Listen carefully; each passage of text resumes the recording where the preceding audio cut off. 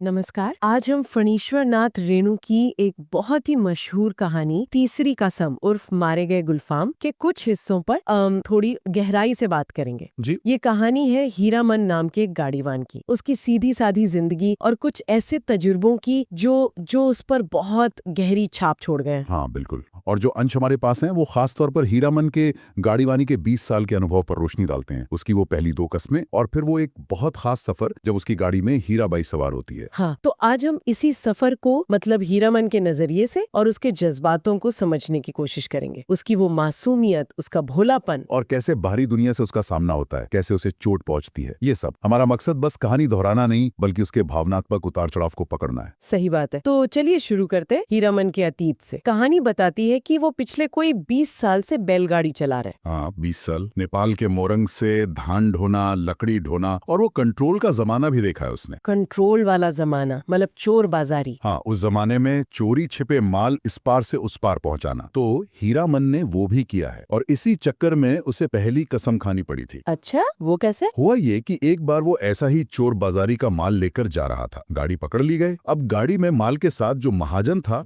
उसका मुनीम भी छिपा बैठा था। ओ, और कहते हैं कि दारोगा साहब की उस मुनीम से कोई पुरानी अदावत थी। बात रिश्वत तक पहुंची। कोई 4,000 की पेशकश हुई लेकिन दारोगा नहीं माना। 4,000 उस वक्त तो बहुत होते होंगे। बहुत बड़ी रकम थी लेकिन दारोगा टस से मस नहीं हुआ। अब हीरामन बेचारा फंस गया। उसे जेल जाने का उतना डर नहीं था जितना अपने बैलों का। हाँ, वो तो उसके साथ ही थे। बिल्कुल। उसे लगा कि बैल बेचारे सरकारी फाटक में भूखे प्यासे सड़ेंगे, फिर नीलाम हो जाएंगे। घर क्या मुंह दिखाएगा। बड़ा जिम्मेदार था वो अपने बैलों के लिए। तो उसने क्या किया फिर? उसने देखा कि दारोगा और मुनीम उलझे हुए हैं बहस में, सिपाही भी जरा सुस्त हैं, तो उसने फुर्ती दिखाई। चुपके से बैलों के गले की रस्सी खोली, उन्हें जोड़ा, आंखों से इशारा किया और बस निकल लिए। हाँ, हीरामन और उसके दोनों बैल अंधेरे में 9-11 रात भर भागते रहे, जान बचाकर। बाप रे, घर पहुंचकर तो हालत खराब हो गई होगी। हाँ, 2 दिन तक तो कहते हैं बेसुध पड़ा रहा और जैसी होश आया सीधे कान पकड़ लिए। तौबा तौबा, अब कभी चोर बाजारी का माल नहीं ला देंगे। ये थी उसकी पहली कसम। उस मुनीम का क्या हुआ ये नहीं बताया। नहीं, कहानी उस पे चुप है। पर हीरामन की कसम पक्की हो गई। इससे पता चलता है वो अपनी जबान का कितना पक्का था। और जिम्मेदार भी। अब दूसरी कसम पर आते हैं, वो बांस वाली। हाँ, वो भी मजेदार है। कहता है 50 रुपए भी कोई दे तो भी बांस की लदनी नहीं करेगा। साफ इनकार। 50 रुपए भी मना? क्यों भाई? उसके पीछे भी एक किस्सा है। एक बार वो खरैया शहर के लिए बांस लाद कर ले जा रहा था।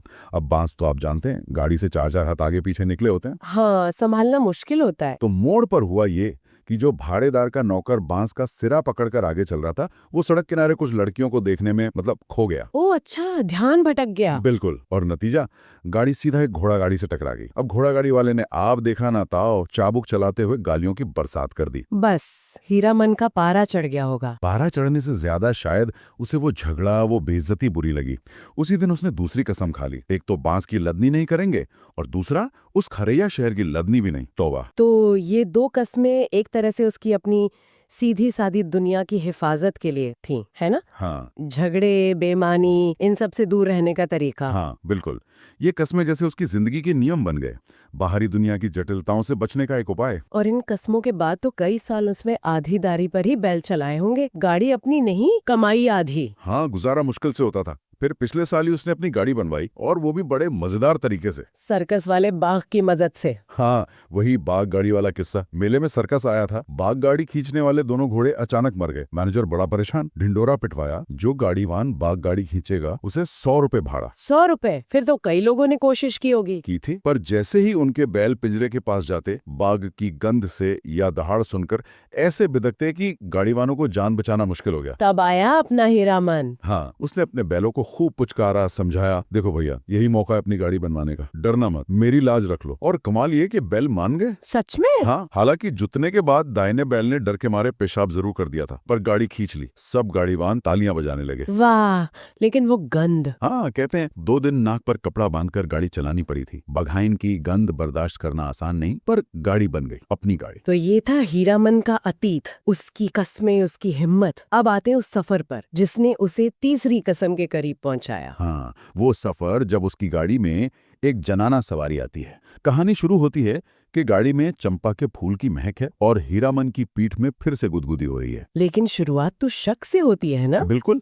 आधी रात का समय, काली चादर में लिपटी औरत, साथ आया नौकर भाड़े का कोई मोल भाव नहीं करता, चुपचाप अंधेरे में गायब हो जाता है। हीरामन का दिल धक से रह जाता है। उसे लगा होगा कोई गड़बड़ है। हाँ, कहीं चोरी का माल तो नहीं, या फिर कोई डाकिन पिशाचिन, पुराने जमाने के ख्याल थे। पर फिर सुबह होती है। हाँ, जब गाड़ी पूरब की ओर मुड़ती है, सुबह की रोशनी गाड़ी के अंदर आती है और वो सवारी के चेहरे पर पड़ती है, तो हीरामन हक्का बक्का चीखते चीखते रुकता है। क्या देखता है वो? वो देखता है कि अरे बाप रे, ये तो परी है, इतनी सुंदर। और तभी वो सवारी आंखें खोलकर पूछती है, भैया तुम्हारा नाम क्या है? और आवाज ऐसी कि जैसे फेनुग्लास बज उठाओ, एकदम महीन मीठी। हीरामन तो बस सुनता रह गया। यही पता चलता है कि वो हीराबाई है। जी, वो बताती है कि उसका नाम हीराबाई है, मथुरा मोहन नौटंकी कंपनी में लैला का पाठ करती है। हीरामन, जिसने कभी नौटंकी देखी नहीं, लैला का नाम सुना नहीं, वो बस हीरा नाम की समानता पर अटक जाता है और उसे मीता कहने लगता है। हाँ, हम नाम यानी दोस्त मीता। एक भोला सा मासूम सा रिश्ता वहीं बन जाता है। फिर बातों बातों में वो एक दूसरे को जानते हैं। हीराबाई को पता चलता है हीरामन के बारे में। 40 साल का काला कलूटा देहाती, जिसे अपनी गाड़ी और बैलों के सिवा दुनिया से खास मतलब नहीं। घर में भाई भाभी हैं, भाभी से थोड़ा डरता भी है। बचपन में शादी हुई थी, पर गौना होने से पहले दुल्हन चल बसी। और भाभी की जिद थी कि कुंवारी लड़की से ही शादी होगी, इसलिए दोबारा हुई नहीं। हाँ, ये सारी बातें हीराबाई जानती है और उसे हीरामन की ये सादगी, ये भोलापन अच्छा लगता है। वो कानपुर नागपुर वाला मजाक भी तो है। हाँ, जब हीराबाई मजाक में कहती है कि कानपुर के अलावा एक नागपुर भी है, तो हीरामन ऐसे खिलखिलाकर हंसता है जैसे कोई बच्चा हंसता है। वाह रे दुनिया, कानपुर नागपुर, उसकी ये मासूमियत हीराबाई को छू जाती है। और उधर हीरामन भी हीराबाई के लिए एक सुरक्षा का भाव महसूस करने लगता है। सुबह होते ही पर्दा डाल देता है टप्पर पर। हाँ, कि धूल न लगे। और रास्ते में दूसरे गाड़ीवान पूछते हैं तो झूठ बोल देता है, कहता है छतापुर पचीरा की बिदागी है, मतलब नई दुल्हन है, किसी को पता न चले। ये अपनापन बढ़ता जाता है। फिर वो तेगचिया का पड़ाव आता है कजरी नदी के किनारे। जी,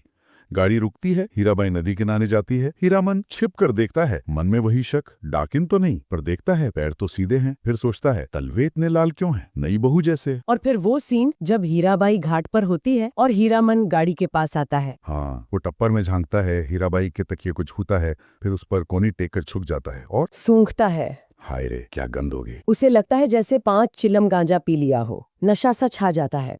फिर आईने में अपनी आंखें देखता है एकदम लाल। ये उसके अंदर की उथल पुथल का सबूत है। बिल्कुल, एक अनजाना सा आकर्षण। और फिर वो दही चूड़ा लाता है। हाँ, पास के गांव से। और जब हीराबाई उसे भी अपने साथ खाने को कहती है एक ही पत्तल पर, तो हीरामन का तो जैसे जी जुड़ा जाता है। उसे लगता है साक्षात भगवती मैया भोग लगा रही हैं। कितना सम्मान मिलता है उसे। शायद पहली बार ऐसा अपनापन महसूस हुआ होगा उसे। इसके बाद सफर फिर शुरू होता है। बातें और गहरी होती हैं। वो नामलगर जोड़ी की कहानी सुनाता है। हाँ, देवता के जन्म की, लाट साहब की पत्नी की, और कैसे राजा ने नहीं माना और राजपाट चला गया। कहानी सुनकर हीराबाई गीत की फरमाइश करती है। अपनी बोली में गीत। हीरामन पहले हिचकता है, हाँ, पर फिर मान जाता है, लेकिन शर्त रखता है कि चालू सड़क छोड़कर ननपुर वाली सूनी सड़क पर चलेगा। कहता है भीड़ में गीत कैसे गाया जाए। और फिर वो सुनाता है महुआ घटवारिन का गीत। सावन भादों की रात, उफनती नदी, सौदागर का महुआ को खरीदना, महुआ का नदी में कूदना और फिर सौदागर के नौकर का पीछे कूदना। ये गीत गाते गाते वो खुद खो जाता है ना। बिल्कुल, वो खुद को सौदागर का नौकर समझने लगता है और महुआ में उसे हीराबाई दिखती है। उसे लगता है बस अब महुआ पकड़ में आ गई है। आंखों में आंसू आ जाते हैं उसके, खुशी के आंसू।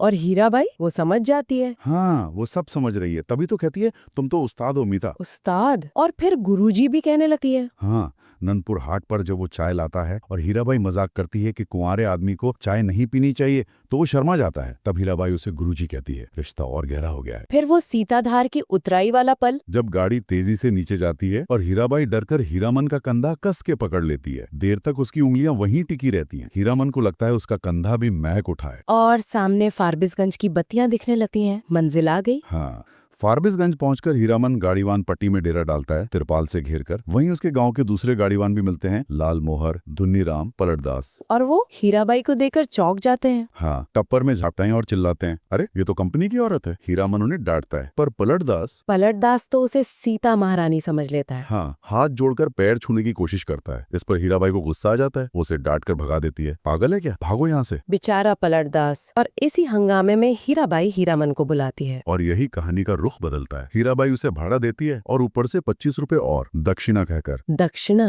ये शब्द हीरामन को चुभ जाता है। हाँ, जैसे रिश्ता खत्म करने का इशारा। भाड़ा मजदूरी थी, दक्षिणा दान जैसा। उसे लगता है जैसे आसमान से जमीन पर आ गिरा हो। वो चुपचाप पैसे रख लेता है। और हीराबाई कहती है कि कल आके पास ले जाए नौटंकी का। जी, वो चली जाती है। बाद में हीरामन और लाल मोहर पास लेने जाते हैं। हीराबाई उन्हें पहचान लेती है, अपने खेमे में बुलाती है और सिर्फ उन्हें नहीं, सबके लिए पास देती है। पलटदास, धुन्नीराम, लहसनमा, 5 पास। हाँ, इससे हीरामन का रूठा मन कुछ ठीक होता है। वो इतना भरोसा करता है कि अपनी सारी कमाई की थैली हिफाजत के लिए हीराबाई के पास रखवा देता है। और हीराबाई उसे अपने संदूक में रख लेती है। फिर रात को नौटंकी देखने जाते हैं ये लोग। हीरामन, लालमोहर, पलटदास, लहसनमा गाड़ी की रखवाली करता है और वहीं झगड़ा हो जाता है। हाँ, हीराबाई गुलबदन बनकर स्टेज पर आती है। तभी भीड़ से कोई भद्दी टिप्पणी करता है, रंडी जैसा शब्द इस्तेमाल करता है। बस हीरामन और लालमोहर का खून खौल उठता है। मारपीट शुरू। हाँ, हीरामन दहाड़ता है, किसने कहा, सामने आओ। लालमोहर अपनी दुवाली लाठी से धुनाई कर रहा है। हाँ, और पलटदास, वो तो एक आदमी की छाती पर चढ़ा है। साले, सिया सुकुमारी को गाली देता है। वो अभी भी उसे सीता ही समझ रहा है। बिल्कुल। फिर मैनेजर और दारोगा आते हैं। मैनेजर मामला संभाल लेता है, समझ जाता है कि ये हीराबाई के आदमी हैं और झगड़ा विरोधी कंपनी की साजिश है। तीनों को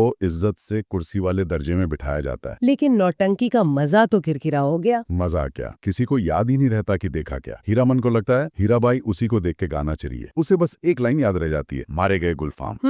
फिर 10 दिन बीत जाते हैं। हाँ, हीरामन दिन में भाड़ा धोता, शाम को नौटंकी देखता। पर अब उसे हीराबाई की चिंता होने लगी थी। लोग बातें बनाते थे। वो सोचता था इसे सर्कस में काम करना चाहिए। और फिर एक दिन खबर आती है कि हीराबाई जा रही हैं। हाँ, लालमोहर बताता है कि वो स्टेशन पर हीरामन को ढूंढ रही है। हीरामन सब छोड़कर भागता है स्टेशन। वहाँ क्या होता है? हीराबाई मिलती है, उसकी थैली लौटाती है, बताती है कि वापस मथुरा मोहन कंपनी जा रही है और फिर वो उसे गर्म चादर के लिए पैसे देना चाहती है। लेकिन हीरामन मना कर देता है। हाँ, थोड़ी खींच के साथ, इस हरदम रुपया पैसा, रखिए अपना रुपया। शायद उसका स्वाभिमान जाग गया था। हीराबाई क्या कहती हैं? वो उसके चेहरे पर देखती है, शायद दर्द समझ जाती है। उसकी आवाज भर्रा जाती है। कहती है, तुम्हारा जी बहुत छोटा हो गया मीता। महुआ घटवारिन को सौदागर ने खरीद जो लिया है गुरुजी। ओह, क्या लाइन है। हाँ, जैसे सब कुछ कह दिया। तभी गाड़ी सीटी देती है। वो जल्दी से चढ़ जाती है, खिड़की से रुमाल हिलाती है, गाड़ी चल पड़ती है। और हीरामन वहीं खड़ा रह जाता है। प्लेटफॉर्म खाली, दुनिया खाली। बहुत भारी मन से लौटता है अपनी गाड़ी के पास। लालमोहर रुकना चाहता है मेले में, पर हीरामन का मन उचाट हो गया है। वो गाड़ी गांव की ओर मोड़ देता है। कहता है, धक खोखला मेला। गाड़ी खाली है पर पीठ में वो गुदगुदी खा रहा है। हाँ, कंपनी की औरत की लदनी अब कभी नहीं। और फिर वो बैलों को हाँकता है रेलवे लाइन से दूर और गुनगुनाने लगता है। अजी हाँ मारे गए गुलफाम। तो ये थी हीरामन की कहानी, उसकी मासूमियत और उसकी 3 कस्में। हमने देखा कैसे एक सीधा साधा इंसान जब बाहरी दुनिया के संपर्क में आता है